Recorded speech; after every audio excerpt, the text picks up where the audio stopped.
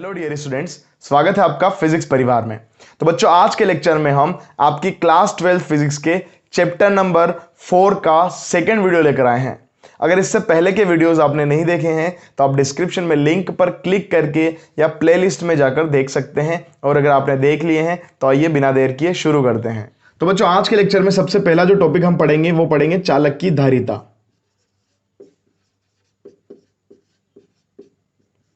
यानी capacitance of a conductor.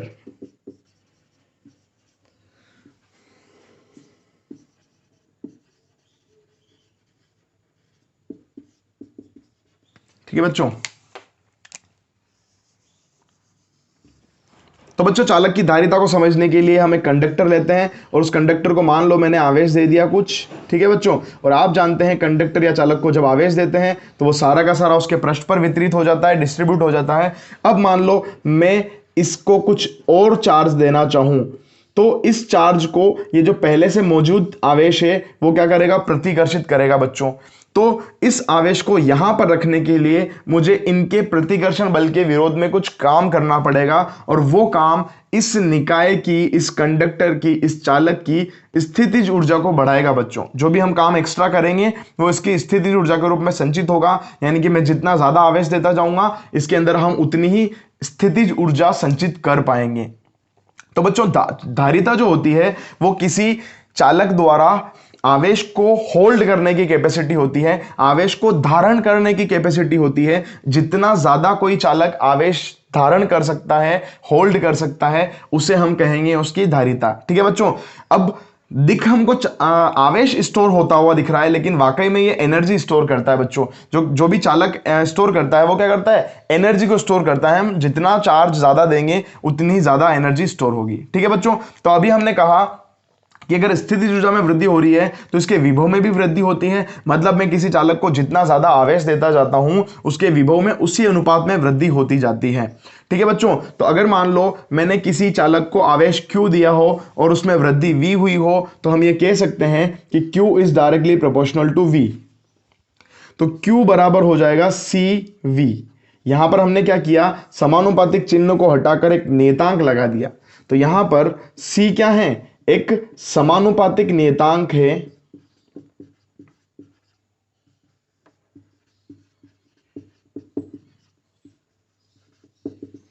जिसे चालक की धारिता कहते हैं, जिसे चालक की धारिता कहते हैं। ठीक है बच्चों। इसका मान किन किन बातों के ऊपर डिपेंड करता है, यहां मैं लिख देता हूं। इसका मान चालक के आकार,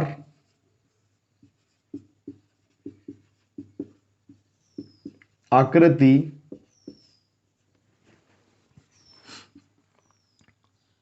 निकट स्थित चालक या निकट किसी अन्य चालक की उपस्थिति,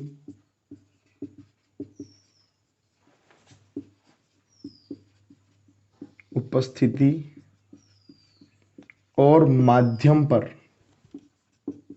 आसपास कौन सा सराउंडिंग है उस पर निर्भर करता है। ठीक है बच्चों। ये सारी बातें हम देखेंगे कि कैसे उसकी धारिता आकार पे डिपेंड करती है, उसकी आकृति पे कैसे डिपेंड करती है, उसके अलावा कोई अन्य चालक उपस्थित होगा उसके तो उसके ऊपर कैसे डिपेंड करती है, और माध्यम पे कैसे डिपेंड करेगी। ठीक है बच्चों। तो यहां से हम क्या कर सकते हैं, यहां से लिख सकते हैं C is equal to Q/V।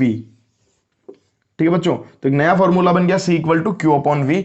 अब हम यहां क्या कह सकते हैं, हम ये कह सकते हैं कि वाकई में जो धारिता होती है वो क्या होती है। मैं यहां लिख देता हूं डेफिनेशन, किसी चालक द्वारा आवेश धारण करने की क्षमता उसकी धारिता कहलाती है।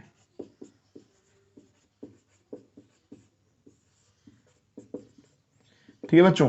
तो किसी चालक द्वारा आवेश को धारण करने की जो क्षमता होती है उसको हम कहते हैं उसकी धारिता, कैपेसिटेंस। वो कितना चार्ज स्टोर कर सकती है, कितना चार्ज होल्ड कर सकती है। अब देखो, इस फॉर्मूले के अंदर मैं काम करता हूं, मैं अगर V = 1 रख दूं, अगर मैं यहां क्या कर दूंगा, मैं यदि V इक्वल टू 1 रख दूं तो यहां से क्या हो जाएगा, C इक्वल टू Q हो जाएगा। ठीक है बच्चों, मतलब धारिता उस आवेश के बराबर होती है, किसी चालक को दिए गए उस आवेश के बराबर होती है जो उसके विभव में इकाई वृद्धि कर देती है। यूं भी डेफिनेशन हम लिख सकते हैं कि किसी चालक की धारिता उसे दिए गए उस आवेश के बराबर होती है जो उसके विभव में इकाई वृद्धि कर दे, 1 वोल्ट की वृद्धि कर दे। ठीक है बच्चों, तो दो डेफिनेशन हम लिख सकते हैं धारिता के लिए। पहली तो डेफिनेशन हम लिख सकते हैं कि किसी चालक द्वारा आवेश को धारण करने की क्षमता है जो होती है उसे हम कहते हैं धारिता, और या फिर हम कह सकते हैं कि किसी चालक की धारिता उसे दिए गए उस आवेश के मान के बराबर होगी जो उसके विभव में इकाई वृद्धि कर दे। ठीक है बच्चों, एक नोट लिख देते हैं हम, किसी चालक की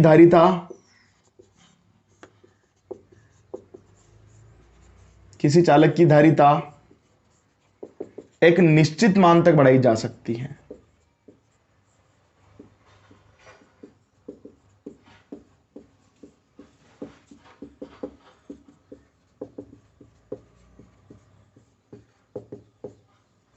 ठीक है बच्चों, मतलब किसी चालक की जो धारिता होती है वो एक पर्टिकुलर मान तक बढ़ा सकते हैं हम, उससे ज्यादा धारिता नहीं बढ़ा सकते बच्चों। तो बच्चों हम धारिता के मात्रक और विमा की बात करेंगे। तो मात्रक की हम बात करते हैं, मात्रक क्या हो जाएगा बच्चों, ऊपर कूलाम है नीचे वोल्ट है, तो कूलाम प्रति वोल्ट बच्चों इसकी एसआई यूनिट होगी। लेकिन कूलाम प्रति वोल्ट बोलने में थोड़ा मुश्किल होता है, इसलिए इसको बोल दिया फेरड। ठीक है, तो फेरड इसकी क्या होती है बच्चों, एसआई यूनिट होती है, एसआई मात्रक होता है। धारिता का एसआई मात्रक क्या होता है, फेरड। देखो बच्चों फेराडे हम पढ़ चुके हैं, वो आवेश की इकाई होती है और ये होती है धारिता की इकाई। तो फेराडे और फेरड में आप कंफ्यूज मत होना, दोनों ही हालांकि माइकल फेराडे के नाम से रखी गई है, लेकिन आवेश की मात्रक जो है वो फेराडे है एसआई मात्रक, और सॉरी एसआई नहीं एक अन्य मात्रक था, और फेरड जो होता है वो एसआई मात्रक होता है हमारा धारिता का। ठीक है बच्चों, तो ये हो गया हमारा मात्रक फेरड। मतलब मैं यूं कह सकता हूं कि 1 कूलाम अपॉन 1 वोल्ट बराबर होता है 1 फेरड। ठीक है बच्चों, 1 फेरड हमारा क्या हो जाएगा, एसआई मात्रक हो जाएगा। ठीक है, अब देखो बच्चों ये जो 1 फेरड होता है वो बहुत बड़ी इकाई है, इसलिए हम इसको जनरली क्या करते हैं, माइक्रो फेरड, पिको फेरड, मिली फेरड इनमें यूज करते हैं। तो मैं बता देता हूं कि यहां पर अपन कभी कभी ये भी यूज करते हैं, 1 मिली फेरड जो होता है वो होता है 10⁻³ फेरड। ठीक है बच्चों, 1 मिली हो गया, माइक्रो फेरड जो होता है बच्चों वो होता है 10⁻⁶ फेरड। 1 नैनो फेरड जो होता है वो होता है 10⁻⁹ फेरड, और 1 पिको फेरड वो होता है 10⁻12 फेरड। ठीक है बच्चों, तो ये तो निकाले हमने मात्रक। हम इन मात्रकों को जनरली अपन यूज करते हैं प्रैक्टिकली। अब बात करते हैं हम इसकी विमा की। तो बच्चों इसकी विमा क्या हो जाएगी, फॉर्मूला भी अभी हमने पढ़ा, C is equal to Q upon V। C ऊपर होता है आवेश, यानी कि आवेश की विमा होती है A1T1, नीचे वोल्ट विभव यानी कि विभव की जो विमा होती है वो होती है M1L2T-3A-1। ये बच्चों मुझे याद है, अगर आपको याद नहीं होता आप इंस्टेंटली भी निकाल सकते हो। V का फॉर्मूला आता है W अपॉन Q, तो V is equal to W की विमा होती है M1L2T-2 और आवेश की होती है A1T1। तो इसको जब सॉल्व करते हैं तो बनता है M1L2T-2 ऑलरेडी था, एक T1 और आएगा तो ये हो जाएगा T-3A-1। तो आप इंस्टेंटली भी निकाल सकते हो। अब इसको सॉल्व जब करेंगे अपन तो ये बन जाएगा M-1L2T-3 ऊपर जाके T का +3 बन जाएगा और +3 + 1 +4 हो जाएगा, और A-1 ऊपर जाके बनेगा +1 +1 और +1 होता है +2। तो ये हमारी जो होगी वो धारिता की विमा हो जाएगी M-1L2T4A2। ठीक है बच्चों, तो ये हो जाएगी हमारी धारिता की विमा। तो बच्चों अब हम क्या करेंगे, विलगित गोली चालक की धारिता देखेंगे। विलगित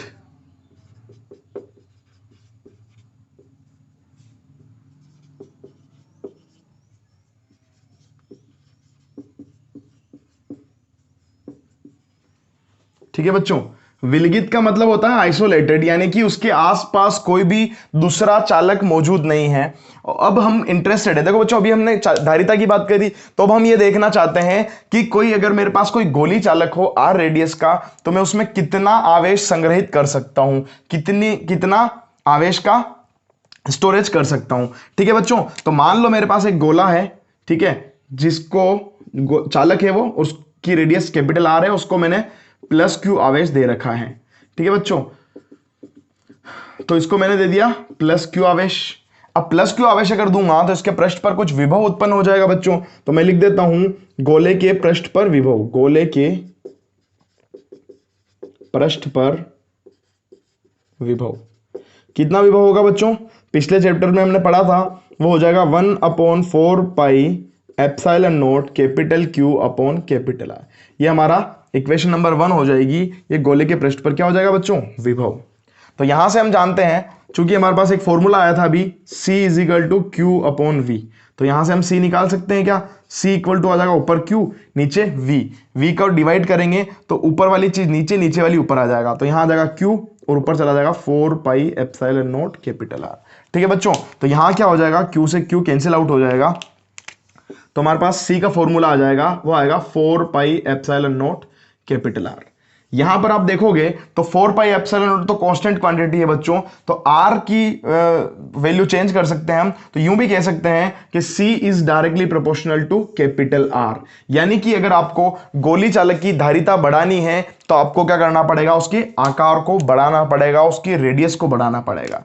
ठीक है बच्चों, दूसरी बात कर लेते हैं, अगर मान लो ये जो गोला है निर्वात के स्थान पर किसी माध्यम में हो जिसका परावैद्युतांक एप्सिलॉन आर हो, तो यहां लिख देता हूं मैं, यदि चालक किसी माध्यम है उसका एप्सिलॉन आर परावैद्युतांक में हो। ठीक है बच्चों, तो मैंने आपको एक बात कही थी कि जब भी कभी आपको निर्वात या वायु के स्थान पर किसी माध्यम में रखना हो तो आपको एप्सिलॉन नोट को रिप्लेस कर देना है एप्सिलॉन से, तो यहां पर भी कर दो आप, तो मीडियम के अंदर CM जो आ जाएगा वो आ जाएगा 4 pi epsilon into capital are. Epsilon note को कर दो एप्सिलॉन से रिप्लेस, और आप जानते हो कि एप्सिलॉन की जो वैल्यू होती है वो होती है एप्सिलॉन नोट इनटू एप्सिलॉन, आप यहां रख दो, CM बराबर हो जाएगा 4 pi epsilon naught epsilon R into capital R. देखो बच्चों ये जो फॉर्मूला है हमारा C का वो कितना है, 4 pi epsilon note into capital are, तो इसकी जगह मैं लिख सकता हूं CM बराबर क्या हो जाएगा, C, ये C हो गया और उसमें मल्टीप्लाई क्या हो रहा है, एप्सिलॉन आर।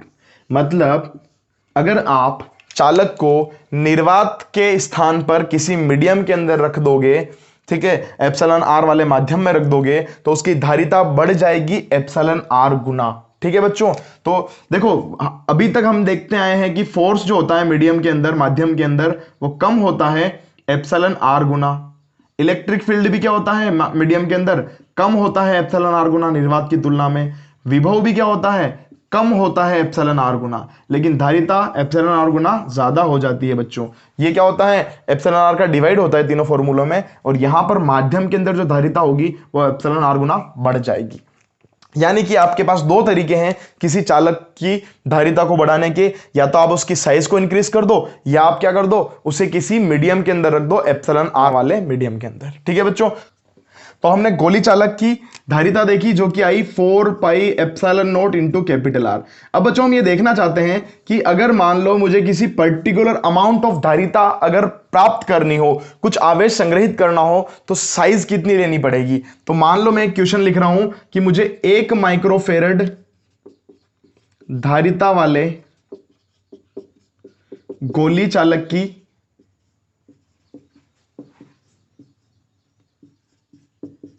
त्रिज्या कितनी होगी।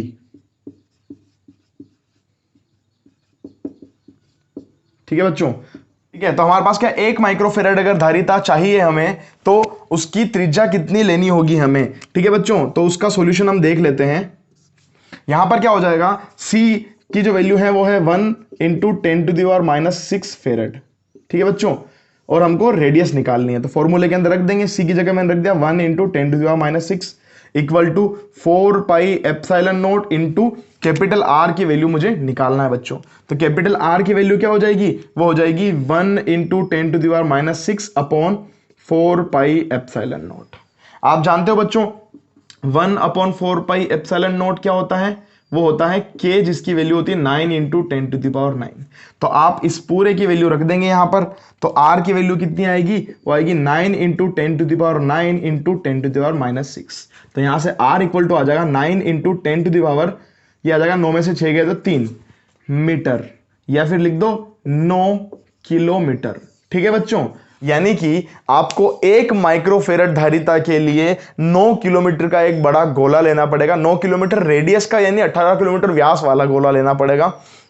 18 किलोमीटर व्यास का गोला लो, उसको चार्ज करो, तब आपको 1 माइक्रोफेरेड धारिता मिलेगी। ठीक है बच्चों, आप एक पंखे को चलाने के लिए भी जो कैपेसिटर होता है उसकी कैपेसिटेंस यानी कि धारिता जो होती है वो 2.5 माइक्रोफेरेड से स्टार्ट होती है। मतलब आपको 1 माइक्रोफेरेड के लिए 18 किलोमीटर चाहिए, तो आप 2.5 माइक्रोफेरेड के लिए निकाल सकते हो बच्चों यहां से।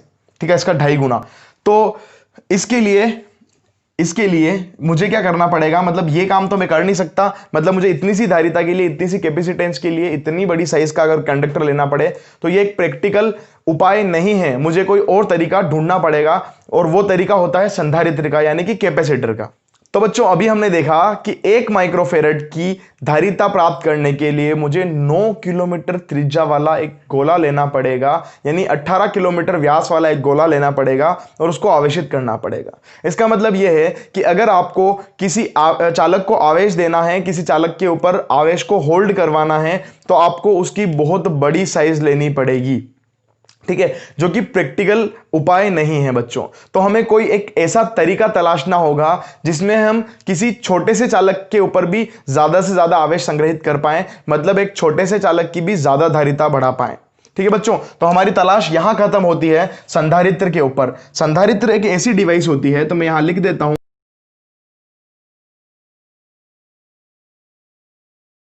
बच्चों। तो हमने लिखा संधारित्र एक ऐसी डिवाइस है, ऐसी युक्ति है जिसमें चालक के आकार को बढ़ाए बिना उसकी धारिता में वृद्धि कर सकते हैं। संधारित्र क्या होता है, संधारित्र में 2 प्लेटें होती है, चालक प्लेटें। ठीक है, एक के ऊपर होता है प्लस क्यू आवेश और एक के ऊपर होता है माइनस क्यू आवेश। अब ये जो हो जाता है वो बन जाता है हमारा संधारित्र, और इनके अंदर हम आवेश को होल्ड कर सकते हैं बिना साइज को बढ़ाए। हमने क्या बोला, संधारित्र एक ऐसी डिवाइस हो जाती है जिसमें उसके आकार को बिना बढ़ाए उसकी धारिता में बहुत वृद्धि कर सकते हैं। ठीक है बच्चों, अब सवाल उठता है कि आप प्लस क्यू और माइनस क्यू कैसे दोगे। तो हम क्या कर देंगे, इन दोनों चालक प्लेटों को क्या कर देंगे, बैटरी से जोड़ देंगे। प्लस वाले टर्मिनल के ऊपर आ जाएगा प्लस क्यू आवेश, माइनस वाले के ऊपर आ जाएगा माइनस क्यू आवेश। अगर आप बैटरी को हटा भी दोगे तो इनके ऊपर आवेश क्या रह जाएगा, स्टोर रह जाएगा, और ये कैपेसिटर हमारा बन जाएगा। ठीक है बच्चों, अब बात आती है बच्चों कि इस प्लस क्यू आवेश वाली प्लेट के पास माइनस क्यू वाली प्लेट को रखने पर ऐसा क्या हो गया कि हमने इसके आकार को नहीं बढ़ाया और धारिता को बहुत मात्रा में बढ़ा दिया। तो ये हम देखते हैं संधारित्र के सिद्धांत में। तो बच्चों संधारित्र का सिद्धांत समझने के लिए मैं एक ए प्लेट ले लेता हूं जिसको मैंने धनावेश दे रखा है।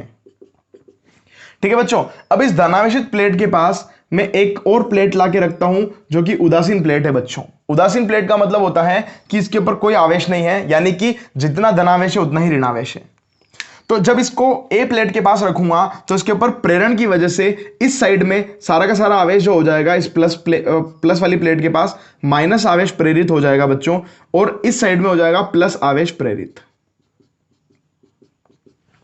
ठीक है बच्चों, अब हमारे पास क्या हो गया कि इस प्लस के माइनस के पास आने की वजह से इस निकाय के विभव में बच्चों कमी हो जाएगी। ठीक है, प्लस से प्लस रिपल्शन होता है बच्चों, तो रिपल्शन की वजह से विभव में वृद्धि होती है, और प्लस के पास माइनस आने की वजह से विभव में हो जाती है कमी। तो यहां पर क्या हो जाएगा, इस प्लस के पास माइनस पैदा होने से विभव में कमी होगी बच्चों, विभव में क्या हो जाएगी, कमी, और इस प्लस के पास आने की वजह से विभव में हो जाएगी वृद्धि। लेकिन आप देख सकते हो कि पास में जो है इसके प्लेट के वो माइनस ज्यादा है, तो माइनस में मतलब विभव में जो कमी होगी वो ज्यादा होगी विभव में वृद्धि से। इसका मतलब ओवरऑल क्या होगी, विभव में कमी होगी बच्चों, विभव में क्या हो जाएगी, कमी।